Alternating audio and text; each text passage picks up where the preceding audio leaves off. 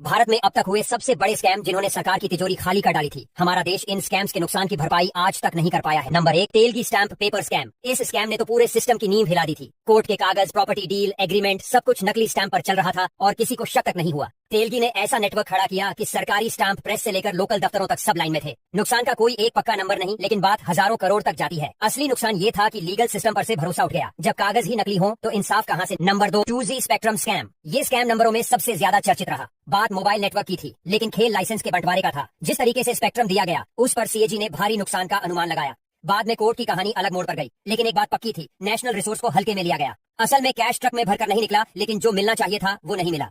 और जब देश के संसाधन सस्ते में बांटे जाए तो नुकसान आखिर खजाने का ही होता है। Number 3, Bihar fodder scam. ये स्कैम किसी बड़े कॉर्पोरेट ऑफिस में नहीं, सीधे सरकारी तिजोरी में हुआ। कागजों में भैंस, गाय और चारा खरीदा गया और असल में पैसा सीधे जेब में गया। सालों तक सरकारी खजाने से फर्जी बिलों के जरिए पैसा निकलता रहा और किसी को खबर तक नहीं लगी। जब मामला खुला तो देश हैरान रह गया कि इतनी खुली लूट कैसे चलती रही। ये कोई अनुमान वाला स्कैम नहीं था, ये असली कैश था जो ट्रेजरी से निकला, यानी जनता के टैक्स का पैसा सीधा गायब, बिना किसी